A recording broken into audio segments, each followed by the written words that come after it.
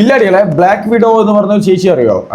ആരതി ആ പുള്ളിക്കാരത്തിന്റെ പേര് തോന്നുന്നു. എന്താ വെച്ച് കഴിഞ്ഞാൽ നമ്മൾ കണ്ടിട്ട് പല ഉദ്ഘാടനത്തിനും അല്ലെങ്കിൽ പല ബോഡി ബിൽഡിംഗ് ഷോയ്ക്കൊക്കെ ചേച്ചി കണ്ടിട്ട് ഒരു പെട്ടെന്ന് കണ്ടത് നമ്മളെന്ന് വെച്ചാൽ നമുക്ക് ഇങ്ങനെ സ്ട്രൈക്കാൻ കാരണം എന്ന് വെച്ചാൽ ബോഡി ബിൽഡിംഗിൽ ഒരു വുമൺ എന്നൊരു സംഭവം സ്ട്രൈക്കാൻ കാരണം ഈ ചേച്ചി കാരണം കൊണ്ടൊക്കെ ആയിരിക്കും. എന്ന് വെച്ചാൽ നിങ്ങൾ കണ്ടിട്ടുണ്ടെങ്കിൽ നിങ്ങൾ കണ്ടാൽ മനസ്സിലാവായിരിക്കാം. ഞാൻ വീഡിയോ ഒന്നും വെക്കാം. അപ്പോൾ ആ ചേച്ചി എന്ന് വെച്ചാൽ പല ഷോകളിലും പോകുന്നുണ്ട്, അല്ലെങ്കിൽ പല ഉദ്ഘാടനത്തിന് പോകുന്നുണ്ട്, പല ഫംഗ്ഷൻസിന് പോകുന്നുണ്ട്. നല്ല നിങ്ങൾക്ക് ചേച്ചിയുടെ ബോഡി കാണാൻ മനസ്സിലാക്കാൻ പറ്റും. ഭയങ്കര ഫിറ്റ്നസ് ആണ് ചേച്ചി. അതിനുവേണ്ടി ഡെഡിക്കേഷൻ ഹാർഡ് വർക്ക് ചെയ്തുകൊണ്ടിരിക്കുക. നല്ല രീതിയിൽ വൈറലായ ഒരു ചേച്ചിയാണ്. ബ്ലാക്ക് വിഡോ എന്നാണ് അവരുടെ ഇൻസ്റ്റാഗ്രാം അക്കൗണ്ട് പേര്. ആരതി എന്നാണ് തോന്നുന്നു. ഞാൻ വീഡിയോ കണ്ടാൽ എനിക്ക് തോന്നിയല്ല വീഡിയോയിൽ ക്യാപ്ഷൻ ആയിട്ട് കൊടുത്താണ് ആരതി അങ്ങനെ തോന്നുന്നു. അപ്പൊ ചേച്ചി എന്ന് വെച്ചാൽ പല ഫംഗ്ഷൻസിനും പോകുമ്പോൾ ഡ്രസ്സൊക്കെ ഇട്ടിട്ട് അങ്ങനെയല്ല, ഒരു സിൽക്കി ടൈപ്പ് അല്ലെങ്കിൽ നോർമൽ ഡ്രസ്സൊക്കെ ഇട്ടിട്ടാണ് പോവാറ്. നിങ്ങൾക്ക് അറിയാൻ പറ്റും. എന്താ വെച്ചാൽ ബോഡി ബിൽഡിംഗ് ഉള്ള ആൾക്കാരൊക്കെ എന്താ വെച്ചാൽ സിമ്പിൾ ഡ്രസ്സ് ആയിരിക്കും. സിമ്പിൾ പറഞ്ഞാൽ ചിലപ്പോൾ കുറച്ച് ക്ലാസ്സിക് ലുക്ക് അല്ലെങ്കിൽ ഒരു പാർട്ടി വെയർ പോലെയൊക്കെ ആയിരിക്കാം. ബട്ട് എന്താ വെച്ചാൽ അവർക്ക് കംഫർട്ട് അതാണ് കേട്ടല്ലേ. അപ്പോൾ അവരങ്ങനെ പോകണതാണ്. അപ്പോൾ ഈ ഡ്രസ്സിംഗ് സ്റ്റൈൽ കുറേ ആൾക്കാർ കുറ്റം പറയാൻ തുടങ്ങി. എന്ന് വെച്ചാൽ സോഷ്യൽ മീഡിയ മൊത്തം ആ ചേച്ചിക്കെതിരെ, അല്ലെങ്കിൽ സോഷ്യൽ മീഡിയയിൽ അങ്ങനെയാണ് ചേച്ചി ഇങ്ങനെയാണ് ചേച്ചി എന്നൊക്കെ പറഞ്ഞിട്ട് കുറേ കാര്യങ്ങൾ വരാൻ തുടങ്ങി. അപ്പോൾ എന്താ വെച്ചാൽ ആ ചേച്ചി അതിൻ്റെ ഇതിൽ ഒരു വീഡിയോ ഇട്ടു. എന്താ വെച്ചാൽ ഇതാണ് സംഭവം, നിങ്ങൾ വിചാരിക്കുന്ന പോലത്തെ ഒരാളല്ല ഞാനെന്ന് പറഞ്ഞിട്ട് ചേച്ചി ഒരു എക്സ്പ്ലനേഷൻ വീഡിയോ ഇട്ടിട്ടുണ്ട്. എന്തായാലും നമുക്ക് ആ വീഡിയോ ഒന്നും കാണില്ല, എന്നിട്ട് ഞാൻ ബാക്കി പറയാം. ഓക്കെ. വളരെയധികം വിഷമത്തോടെയാണ് ഞാൻ ഈ വീഡിയോ ചെയ്യുന്നത്. അതായത് ഞാൻ ഇന്ന് ഒരു പ്രോഗ്രാമിന് പോയിരുന്നു അത്താണിയിൽ. അപ്പോൾ കഴിഞ്ഞൊരു പ്രോഗ്രാമിന് ശേഷം കുറേ വീഡിയോസ്, വളരെ മോശമായിട്ടുള്ള രീതിയിലുള്ള ഒരുപാട് വീഡിയോസ് ഞാൻ കണ്ടു. അപ്പോൾ ഞാൻ ഈ പ്രോഗ്രാമിന് പോയപ്പോൾ എല്ലാ മീഡിയാസിൻ്റെ മുന്നിൽ വെച്ച് ഞാൻ പറഞ്ഞു, എനിക്ക് എന്നെ ഏറ്റവും കൂടുതൽ സപ്പോർട്ട് ചെയ്തിട്ടുള്ളത് മീഡിയ ആണ്. ഞാൻ ഇന്ന് ഈ ഒരു അവസ്ഥയിൽ നിൽക്കുന്നുണ്ടെങ്കിൽ അതിന് എല്ലാം ഇമ്പോർട്ടൻ്റ് ആയിട്ടുള്ള അല്ലെങ്കിൽ ഏറ്റവും നല്ലൊരു പങ്ക് വഹിച്ച ആൾക്കാരെന്ന് പറയുന്ന മീഡിയയാണ്. അതുകൊണ്ട് എനിക്ക് അവരോട് ഭയങ്കരമായ ബഹുമാനവും കടപ്പാടും എല്ലാം ഉണ്ട്. പക്ഷേ കഴിഞ്ഞ ഒരു പ്രോഗ്രാമിൻ്റെ കുറേ വീഡിയോസ് ഞാൻ പോലും അറിയാതെ എന്നെ വേറൊരു കാറ്റഗറിയിലോട്ട് ആക്കുന്ന പോലെയുള്ള വീഡിയോസ് ആയിരുന്നു പുറത്തു വന്നത്. അത് എന്താ പറയുക, ഞാൻ അങ്ങനെ ഒരാളേ അല്ല, അങ്ങനെ എന്നെ ആക്കാൻ ശ്രമിക്കല്ലേ എന്ന് ഞാൻ എല്ലാ വീഡിയോസിനോടും പറഞ്ഞു. അതേപോലെ തന്നെ ഇപ്പോൾ നിങ്ങൾക്കൊക്കെ തോന്നാം, അതായത് ഞാൻ അങ്ങനെയുള്ള ഡ്രസ്സ് ധരിച്ചിട്ടല്ലേന്ന്. അങ്ങനെയുള്ള ഡ്രസ്സ് എന്ന് പറഞ്ഞ് മനഃപൂർവ്വമായിട്ട് ഒരിക്കലും ഞാൻ ചെയ്തിട്ടില്ല. അതായത് ഞാൻ കഴിഞ്ഞ ഒരു ഇതേപോലൊരു മീഡിയാസ് നടത്തിയ ഒരു ടോക്കിൽ ഞാൻ പറഞ്ഞു, എൻ്റെ അടുത്ത് അവർ ചോദിച്ചു ഡ്രസ്സ് കൊളാബാണോ എന്ന്. ഞാൻ പറഞ്ഞു എൻ്റെ ഡ്രസ്സും എൻ്റെ ഡ്രസ്സോ ഇല്ലെങ്കിൽ എൻ്റെ സപ്ലിമെൻറ്റ്സോ ഒന്നും തന്നെ കൊളാബോ ഇല്ലെങ്കിൽ സ്പോൺസർഷിപ്പോ ഒന്നുമല്ല. എൻ്റെ ചിലവുകളെല്ലാം ഞാൻ തന്നെയാണ് നോക്കുന്നത്. ആദ്യ സമയങ്ങളിൽ എനിക്ക് ഡ്രസ്സ് പലരും ചെയ്തു തന്നിട്ടുണ്ട്, പക്ഷെ പിന്നീട് ഞാൻ സ്വന്തമായിട്ടാണ് വാങ്ങുന്നത്. ഇതെല്ലാം ഞാൻ പറഞ്ഞിട്ടുള്ളതാണ്. അപ്പോൾ ഇത് കണ്ടതിന് ശേഷം പിന്നീടുള്ള പ്രോഗ്രാമിന് എനിക്ക് വെസ്റ്റേൺ ലേഡി ഡ്രസ്സുകൾ തന്നു. അതിൻ്റെ ആ ഒരു ഡിഫറൻസ് എല്ലാവർക്കും മനസ്സിലായിട്ടുണ്ടാവും. അതായത് ഇപ്പോൾ ഈ കഴിഞ്ഞ പ്രോഗ്രാമോടെ കൂട്ടിയിട്ട് ഒരു 4 ഡ്രസ്സ് ഞാൻ അവരുടെയാണ് യൂസ് ചെയ്തിരുന്നത്. ആ ഡ്രസ്സിൽ തന്നെ ഒരു വളരെ ഭയങ്കരമായ ഒരു വ്യത്യാസം ഉണ്ടായിരുന്നു. അതായത് ഞാൻ നോർമലി യൂസ് ചെയ്തിരുന്ന ഡ്രസ്സിനേക്കാളും കുറച്ചുകൂടെയൊക്കെ ഒരു എന്താ പറയുക, ഒരു ക്ലാസിക് ലുക്കോ ഇല്ലെങ്കിൽ കുറച്ചുകൂടെ ഞാൻ ഒരു പടി മുന്നോട്ട് നിൽക്കുന്ന രീതിയിലുള്ള വസ്ത്രധാരണമാണ് എന്നെനിക്ക് പലയിടത്തുനിന്നും അഭിപ്രായം വരികയുണ്ടായി. അപ്പോൾ ഞാൻ തന്നെ എനിക്കതൊരു വലിയ ഭാഗ്യമായിട്ടാണ് കരുതിയിരുന്നത്. കാര്യം എന്നെ സംബന്ധിച്ച് എനിക്ക് ഏറ്റവും ബുദ്ധിമുട്ടായിട്ടുള്ള ഒരു കാര്യം എന്ന് പറയുന്നത് ഒരു ഡ്രസ്സ് സംഘടിപ്പിക്കുക എന്നുള്ളതാണ്. ഒരു പ്രോഗ്രാം വരുന്ന സമയത്ത് ഏറ്റവും കൂടുതൽ ഞാൻ ടെൻഷൻ അടിച്ചിരുന്ന ഒരു സാധനം ഒരു ഡ്രസ്സ് റെഡിയാക്കി എടുക്കുക എന്നുള്ളതാണ്. അപ്പം അത് പാർട്ട് 1 ആണ് സംഭവം. ചേച്ചി അതിന് ശേഷം കുറെ വീഡിയോ ഇട്ടിട്ടുണ്ട്. പാർട്ട് 2, പാർട്ട് 3 ഒക്കെ പോലെ ഇട്ടുണ്ട് തോന്നുന്നു. അവിടെ പാർട്ട് 2, പാർട്ട് 3 വരെ ഉണ്ട്. എന്തായാലും നമുക്ക് പ്ലേ ചെയ്യാം. ഒരു ഡ്രസ്സ് റെഡിയാക്കി എടുക്കുക എന്നുള്ളതാണ്. അപ്പം അങ്ങനെ ഒരു അവസരം കിട്ടിക്കഴിയുമ്പോൾ നമുക്ക് ഒരു കളക്ഷൻ ഓഫ് ഡ്രസ്സ് നമ്മുടെ മുന്നിൽ ഉണ്ടാവും. അതിൽ നമുക്ക് പാകമായിട്ടുള്ള ഒരു ഡ്രസ്സ് എടുക്കുക എന്ന് പറഞ്ഞു കഴിഞ്ഞാൽ അതിൽ വളരെ ചുരുക്കം ഡ്രസ്സ് നമുക്ക് ഇഷ്ടപ്പെട്ടത്, നമുക്ക് പാകമാകുന്നത് എന്നുള്ള രീതിയിൽ വളരെ ചുരുക്കം 1-2 ഡ്രസ്സ് മാത്രമേ കാണുള്ളൂ. അപ്പോൾ അതിൽ പോലും നമ്മൾ എടുക്കുമ്പോൾ ചിലപ്പോൾ നമ്മൾ ബാക്കി എല്ലാം ഇഷ്ടപ്പെടും.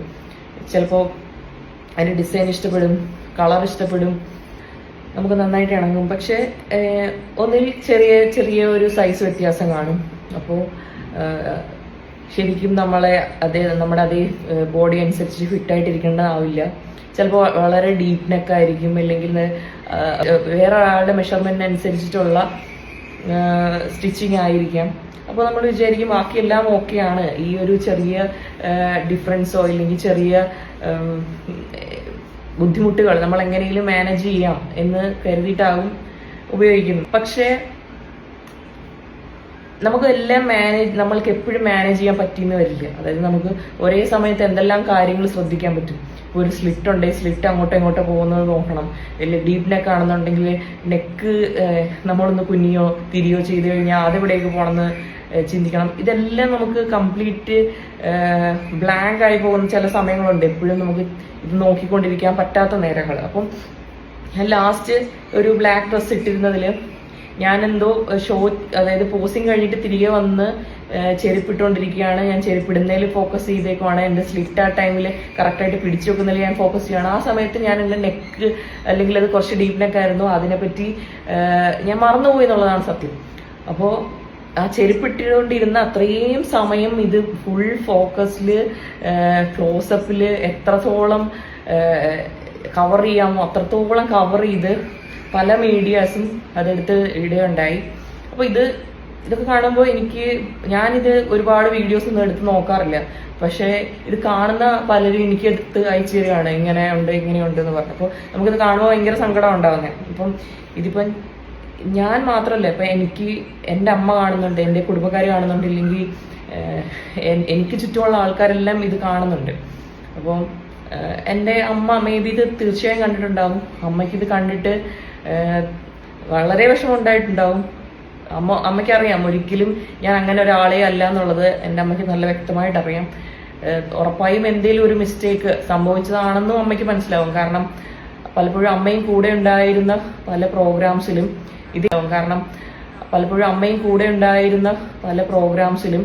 ഇതേ അവസ്ഥ എനിക്ക് ഉണ്ടായിട്ടുണ്ട്. അതായത് ലാസ്റ്റ് മൊമെന്റിലായിരിക്കും നമുക്ക് ഇത് ഇത്രയും മാനേജ് ചെയ്യാൻ പറ്റാത്ത രീതിയിലുള്ള ഡ്രസ്സാണ് എന്ന് മനസ്സിലാവുകയും ആ ടൈമിൽ നമ്മൾ എന്തെങ്കിലുമൊക്കെ ചെയ്ത് ഒന്ന് ടേപ്പ് ഒട്ടിച്ചു വെക്കുക, അല്ലെങ്കിൽ അങ്ങനെയൊക്കെ ഇതിൽ ചെയ്ത് വെച്ചിട്ട് ലാസ്റ്റ് ആ ടേപ്പ് നമ്മൾ വേർക്കുന്ന സമയത്ത് അത് ഇളകി വീണ്ടും പോകുന്നു. വീണ്ടും ഞാൻ വളരെ അൺകംഫർട്ടബിൾ ആയിട്ട് പല വീഡിയോസും പിടിച്ച് ഇങ്ങനെ വെക്കുന്ന ഒരുപാട് വീഡിയോസ് വന്നിട്ടുണ്ട്. അപ്പോൾ അങ്ങനെ അപ്പോൾ എൻ്റെ അമ്മയ്ക്ക് മിക്കവാറും ഇങ്ങനെ ഒരു അവസ്ഥ മനസ്സിലാവും. പക്ഷേ നമുക്ക് ചുറ്റുമുള്ള ആൾക്കാരുണ്ട്. അതായത് നമ്മൾ എപ്പോഴാണ് ഒന്ന് താഴേക്ക് വീഴുക, ഇല്ലെങ്കിൽ നമ്മളെ കുറ്റം പറയാൻ ഒരു അവസരം നോക്കി നടക്കുന്ന പല ആൾക്കാർക്കും ഇതൊരു ആഘോഷമായിരിക്കും. തീർച്ചയായിട്ടും അത് ഒരു വല്ലാത്തൊരു മാനസികാവസ്ഥയാണ്. എന്ന് വെച്ച് കഴിഞ്ഞാൽ എന്നെ ഇപ്പം നേരിൽ അങ്ങനെയുള്ള ആൾക്കാരൊന്നും കാണുന്നില്ല. ഞാൻ എൻ്റെതായ ഒരു ലോകത്ത് വളരെ സമാധാനമായിട്ട് തനിച്ച് ജീവിക്കുന്ന ഒരാളാണ്. പക്ഷേ എൻ്റെ അമ്മയെ സംബന്ധിച്ചോളം ഒരു കുടുംബത്തിനുള്ളിൽ ജീവിക്കുന്ന ഒരാളാണ്, ഇങ്ങനെയുള്ള മറ്റാൾക്കാരുമായിട്ട് സഹകരിച്ച് ജീവിക്കുന്ന ഒരാളാണ്. അങ്ങനെ ഒരാളെ സംബന്ധിച്ച് അവർക്കൊക്കെ ഇത് വളരെ സങ്കടം ഉണ്ടാക്കുന്ന ഒരു കാര്യമായിരിക്കും.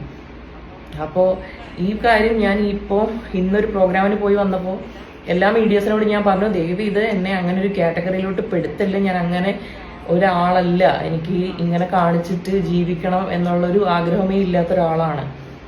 അപ്പോൾ ഞാൻ എൻ്റെ ബോഡി കാണിക്കുക, അല്ലെ ബോഡി ഷോ കാണിക്കുക എന്ന് ഉദ്ദേശിക്കുന്നത് അതൊരു ആർട്ട് ഫോമാണ്. അത് എന്നെ സംബന്ധിച്ച് അങ്ങനെയാണ്. ഞാൻ ഒരിക്കലും ഒരു സെക്ഷലൈസ് ചെയ്യാത്ത, അല്ലെങ്കിൽ എന്നെ ഒബ്ജക്ടിഫൈ ചെയ്യാത്ത, പക്ഷെ അതുപോലും എനിക്ക് പലപ്പോഴും തോന്നിയിട്ടുണ്ട്.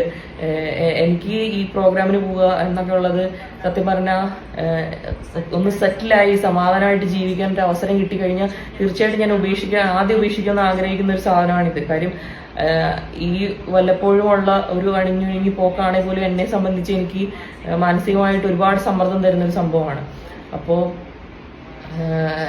അപ്പോൾ ഞാൻ അതിൽ കൂടുതൽ ഇങ്ങനെയൊക്കെ വരിക എന്ന് പറഞ്ഞു കഴിഞ്ഞാൽ എനിക്ക് ഒട്ടും സഹിക്കാൻ പറ്റാത്തൊരു കാര്യമാണ്. അപ്പം ഞാനിത് പറഞ്ഞ് ഇറങ്ങിയിട്ടില്ല, ഈ പ്രോഗ്രാമിൻ്റെ കുറേ വീഡിയോസ് പുറത്തു വന്നു. അതെന്ന് പറഞ്ഞു കഴിഞ്ഞാൽ കഴിഞ്ഞ പ്രോഗ്രാമിൽ എത്രത്തോളമാണോ മോശമായത് അതിൻ്റെ ഒരു 100 ഇരട്ടി മോശമായിട്ടുള്ള വീഡിയോസാണിത്. അപ്പോൾ ഇത് കണ്ടു കഴിഞ്ഞിട്ട് എനിക്കറിയില്ല ഞാനിനിയിപ്പോൾ ഇത് എങ്ങനെ എന്താ പറയുക, ഇത് എത്ര പേരുടെ കയ്യിൽ ഇതുപോലുള്ള വീഡിയോസ് ഉണ്ട്, ഇവരിത് കൊണ്ടൊക്കെ എന്താണ് ചെയ്യാൻ പോകുന്നത്, എത്ര ഇടങ്ങളിൽ ഇവരിതെല്ലാം പോസ്റ്റ് ചെയ്യുന്നുണ്ട്. എനിക്കറിയില്ല ഞാനിനിയിപ്പോൾ ഇത് എങ്ങനെ എന്താ പറയുക, ഇത് എത്ര പേരുടെ കയ്യിൽ ഇതുപോലുള്ള വീഡിയോസ് ഉണ്ട്, ഇവരിത് കൊണ്ടൊക്കെ എന്താണ് ചെയ്യാൻ പോകുന്നത്, എത്ര ഇടങ്ങളിൽ ഇവരിതെല്ലാം പോസ്റ്റ് ചെയ്യുന്നുണ്ട്, ഇതൊന്നും എനിക്ക് അറിയില്ല. ഞാനിനി എങ്ങനെ എന്ത് ചെയ്യണം എന്നറിയില്ല, എങ്ങനെ ബ്ലോക്ക് ചെയ്യണം എന്നറിയില്ല, ഇതൊക്കെ എങ്ങനെ എന്താ പറയാ, ഐ ഡോണ്ട് നോ. ഇത്രയും ഒക്കെ ഒരു മനുഷ്യത്വം ഇല്ലാത്ത ആൾക്കാർ നമ്മുടെ ചുറ്റുമുണ്ടെന്ന് ആലോചിക്കുമ്പോൾ തന്നെ എനിക്ക് ഈ സമൂഹത്തിലോട്ട് ഇറങ്ങി ജീവിക്കാൻ പേടിയാവുകയാണ്. എനിക്ക് ഇതൊക്കെ വേണ്ടാന്ന് വെച്ചാലോ എന്ന് പോലും എനിക്ക് തോന്നിപ്പോവുകയാണ്. പക്ഷെ നമ്മൾ ജീവിക്കണം എന്നുള്ള ഒരൊറ്റ കാരണം കൊണ്ട്, അതായത് എനിക്ക് ഞാൻ എവിടുന്നാണോ വന്നേ അവിടേക്ക് തിരിച്ചു പോകാൻ ആഗ്രഹമില്ലാത്തത് കൊണ്ട് മാത്രമാണ് ഞാൻ ഇതിൽ എങ്ങനെയും കടിച്ചു തൂങ്ങി നിൽക്കാൻ നോക്കുന്നത്. ദയവ് ഇത് എന്നെ ഇല്ലാണ്ടാക്കാൻ ശ്രമിക്കില്ല. അതുപോലെ തന്നെ എന്തെങ്കിലും ഒരു കാര്യം സംസാരിച്ചുകൊണ്ടിരിക്കുക, അത് കട്ട് ചെയ്ത് പകുതിയാക്കി വേറെന്തോ ആക്കി, അതായത് ഈവൻ സെക്ഷുവലി ഒരു ലൈംഗിക ചുവയുള്ള പല പല ഡയലോഗുകളും ആക്കി തീർക്കാൻ ശ്രമിക്കുകയാണ്. അപ്പോൾ ഞാൻ കഴിഞ്ഞൊരു പ്രോഗ്രാമിന് പോയിട്ട് അവര് എൻ്റെ അടുത്ത് പറഞ്ഞു, ഈ ജിമ്മ്, ഞാൻ പറഞ്ഞു എനിക്ക് ജിമ്മ് ഭയങ്കര ഇഷ്ടപ്പെട്ടു, അറ്റ്മോസ്ഫിയർ ഭയങ്കര ഇഷ്ടപ്പെട്ടു. അപ്പോൾ അവരുടെ അടുത്ത് പറഞ്ഞു, അങ്ങനെയാണെങ്കിൽ ഞങ്ങൾ വണ്ടി അയക്കാം, ഇടയ്ക്ക് ഇവിടെ വന്ന് വർക്കൗട്ട് ചെയ്തോളൂ എന്നൊക്കെ പറഞ്ഞു. അപ്പോൾ ഞാൻ പറഞ്ഞു എനിക്ക് സന്തോഷമേ ഉള്ളൂ, എനിക്ക് ഇങ്ങനെ മാറി മാറി പല ജിമ്മിൽ വർക്കൗട്ട് ചെയ്യാൻ താല്പര്യമുണ്ട് എന്ന് പറഞ്ഞപ്പോൾ ഇത് എനിക്ക് മാറി മാറി ചെയ്യാൻ താല്പര്യമുണ്ട് എന്നുള്ളത് കട്ട് ചെയ്ത് അത് മാത്രമായിട്ട് ഇട്ടിട്ട് ഇവരെന്താണ് ഉദ്ദേശിക്കുന്നത് എന്നുള്ളതിനെ പറ്റി എനിക്ക് മനസ്സിലാവുന്നില്ല. എന്നെ ഇത്രയും വർഷമായിട്ട് പരിചയമുള്ള ഒരൊറ്റ മനുഷ്യന് പോലും എൻ്റെ വായിൽ നിന്നോ എൻ്റെ പ്രവൃത്തിയിൽ നിന്നോ ഇങ്ങനെയുള്ള ഏതെങ്കിലും രീതിയിലുള്ള സംഭാഷണമോ പ്രവൃത്തിയോ വന്നിട്ടുണ്ടാവുമെന്ന് പറയാൻ പറ്റുവാണെന്നുണ്ടെങ്കിൽ ഞാൻ ഈ ഫീൽഡ് തന്നെ വിട്ടുപോകാൻ റെഡിയാണ്.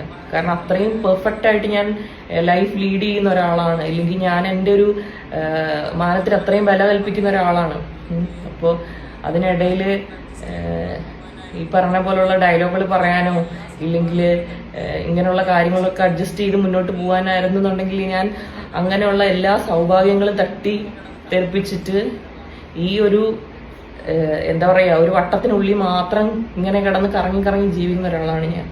അപ്പോൾ എൻ്റെ ഒരു ലോകം ഞാൻ ബ്രോഡാക്കാൻ പോലും ഞാൻ അപ്പോൾ അതാണ് സംഭവം. ചേച്ചി എന്താ വെച്ചാൽ ലോങ് വീഡിയോ യൂട്യൂബിൽ ഇട്ടതാണ് തോന്നുന്നു, എനിക്കറിയില്ല. ബട്ട് അതെന്താ വെച്ചാൽ അതിൽ ഇൻസ്റ്റാഗ്രാമിൽ പാർട്ടാക്കി ഇട്ടതാണ്. ഇത് സംഭവം പക്കയായിട്ട് ഞാൻ പറയാം, ഓൺലൈൻ മീഡിയാസ് അല്ലെങ്കിൽ അങ്ങനത്തെ മീഡിയാസിന്റെ ഉദ്ദേശമാണ് പറയുന്നത്. എന്താ വെച്ചാൽ ഞാൻ പറഞ്ഞു സോഷ്യൽ മീഡിയ എന്നൊരു സംഭവം വെച്ചാൽ നമ്മൾ വളർത്താനും പറ്റും, നമ്മളെ തളർത്താനും പറ്റും. ഇപ്പം നമ്മൾ പോസിറ്റീവ് ചെയ്തുകൊണ്ടേയിരിക്കുന്ന സമയത്ത് നമ്മുടെ കൂടെ അവർ നിൽക്കും, നമ്മളെ നല്ല രീതിക്ക് വളർത്തും. ഇപ്പം നല്ല രീതിക്ക് പറഞ്ഞാൽ നല്ല രീതിക്ക് വളർത്തും. എന്തൊരു മൈന്യൂട്ട് കാര്യത്തിലൊരു നെഗറ്റീവ് വന്നു നോക്കിയില്ലല്ലേ, നമ്മളവിടെ തീർന്നു. നമ്മളവരെങ്ങനെയൊക്കെ നെഗറ്റീവായിട്ട് തളർത്താൻ പറ്റുമോ അങ്ങനെയൊക്കെ അവർ ചെയ്യും. അത് ഉറപ്പാണ് ഇല്ലല്ലേ. അതാണ് സംഭവം. ഇപ്പൊ ഈ ബ്ലാക്ക് ബീഡോ അല്ലെങ്കിൽ ആയിരത്തി ചേച്ചി എന്ന് പറയുന്ന ആ ഒരു സംഭവത്തിൽ ഉണ്ടായിരിക്കുന്നത്, മനസ്സിലായില്ലേ?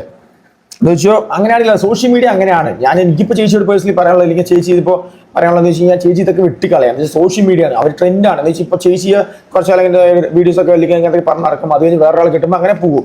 പിന്നെ എന്താ വെച്ചാൽ ഇവരുടെ മെയിൻ പരിപാടി ഇതാണ്ട്. എന്താ വെച്ചാൽ നമ്മൾ പറയണത് ഒരു സംഭവമായിരിക്കാം, ഇവർ കട്ട് ചെയ്തിടുന്നതായിരിക്കും. ഇപ്പൊ ചേച്ചി പറഞ്ഞ പോലെ പല ജിമ്മിലും പോയി വർക്കൗട്ട് ചെയ്യാൻ താല്പര്യം ഉണ്ടാകുന്ന ചേച്ചി പറഞ്ഞത്, മറ്റവരെന്തെടുത്തിടും ചെയ്യാൻ താല്പര്യമുണ്ട്, എങ്ങനെയുള്ള മീനിങ് മാറില്ലേ, അതാണ്. അപ്പൊ എന്താ ചോദിച്ചാൽ അത് വല്ലാത്തൊരു അവസ്ഥയാണല്ലോ സോഷ്യൽ മറ്റേ ഓൺലൈൻ മീഡിയസിനൊക്കെ. ഞാൻ ചില മീഡിയസിന് കേട്ടോ നല്ലതായിട്ട്, പക്ഷെ ചില മീഡിയസ് എന്താ വെച്ചാൽ ഇത് മാത്രം ഈ അപരാധികൾ മാത്രം എടുത്തിരുന്ന മീഡിയസ് കുറേ എണ്ണമുണ്ട്. നിങ്ങൾക്ക് അറിയുമെന്ന് എനിക്കറിയില്ല, കുറേ എണ്ണം ഇല്ല. അത് നിങ്ങൾക്ക് നോക്കിയാൽ സോഷ്യൽ മീഡിയ നോക്കിയാൽ നിങ്ങൾക്ക് മനസ്സിലാൻ പറ്റും. പിന്നെ എന്താ വെച്ചാൽ പീപ്പിൾസ് ചോയ്സ് അതാണ്, എന്താ വെച്ചാൽ പീപ്പിൾസ് ഇൻട്രസ്റ്റ് അതാണ്. അവർക്ക് അത് കണ്ടാൽ മതി, ഇങ്ങനത്തെ സംഭവങ്ങൾ മാത്രം കണ്ടാൽ മതി എന്നുള്ളതുകൊണ്ടാണ് കൂടുതൽ ആൾക്കാർ ഓൺലൈൻ മീഡിയാസ് ഫോളോ ചെയ്യുന്നത്. പല മറ്റേ ഗോസിപ്സും കാര്യങ്ങളും അല്ലെങ്കിൽ പല ആക്ടേഴ്സിന്റെ പല സംഭവങ്ങളും എല്ലാം ഇതൊക്കെയാണ് അവരുടെ കൂടുതൽ ആൾക്കാരും ഫോളോ ചെയ്യുന്നത്, മനസ്സിലായില്ലേ? പിന്നെ അവർക്ക് അതിട്ട് റീച്ച് ഉണ്ടാവുന്നുണ്ട് കേട്ടേ. അതാണ് സൊസൈറ്റിനെ പറഞ്ഞ സോഷ്യൽ മീഡിയനെ പറഞ്ഞ കാര്യമില്ല, ഓൺലൈൻ മീഡിയസിനെ പറഞ്ഞ കാര്യമില്ല, സൊസൈറ്റിനെ പറഞ്ഞ കാര്യമില്ല. ഇതാണ് സംഭവം. അപ്പൊ നമ്മളെന്താ വെച്ചാൽ ഇതൊക്കെ നമ്മൾ ഇഗ്നോർ ചെയ്യുക, നെഗറ്റീവ് കാര്യങ്ങൾ അല്ലെങ്കിൽ എന്തൊക്കെ എല്ലാ സംഭവങ്ങളും ഇഗ്നോർ ചെയ്യുക. എന്തൊക്കെ ഇതുപോലത്തെ പല സംഭവങ്ങളും നമുക്ക് വരും, മനസ്സിലായില്ലേ? പല സംഭവങ്ങൾ പറഞ്ഞാൽ പലത് ഇതിലും വലിയ പ്രശ്നങ്ങൾ ചിലപ്പോൾ വരാൻ ചാൻസ് ഉണ്ട്. നമ്മളിതെല്ലാം ഫേസ് ചെയ്യാൻ വേണം കേട്ടല്ലോ. എനിക്ക് അതാ ചേച്ചിയോട് പറയാനുള്ളൂ. എനിവേ എന്താ വെച്ചാൽ സോഷ്യൽ മീഡിയ ആണ്, നമ്മൾ എന്തും സഹിക്കാൻ അല്ലെങ്കിൽ എന്തും കേൾക്കാൻ തയ്യാറായിട്ട് വേണം നമ്മൾ ഇതിലോട്ട് ഇറങ്ങാൻ. ഇപ്പോൾ വീഡിയോ ചെയ്യാനാണ് ശരി, ഇപ്പോൾ എന്തൊക്കെ ചെയ്യാനും ശരി, എന്തൊക്കെ സംഭവിച്ചാലും നമ്മളത് നമുക്ക് കേൾക്കണം, മനസ്സിലായില്ല? എന്ന് വെച്ചാൽ ഇങ്ങനെയൊക്കെ നമുക്ക് വരും, ഇത് ഇങ്ങനെയൊക്കെ ഉണ്ടാവും എന്ന് തോന്നൽ നമുക്ക് വേണം. അപ്പോൾ എന്തായാലും അത് ഉണ്ടാവില്ലല്ലേ. സോ നമ്മൾ അതൊക്കെ മനസ്സിലാക്കിയിട്ട് ഇറങ്ങാൻ, അതേ എനിക്ക് പറയുന്നുള്ളൂ. എന്ന് വെച്ചാൽ സോഷ്യൽ മീഡിയ ആണ് അല്ലെങ്കിൽ സമൂഹമാണ്, സൊസൈറ്റിയാണ് ഒക്കെ ഒരു വല്ലാത്തൊരവസ്ഥയിലാണ്.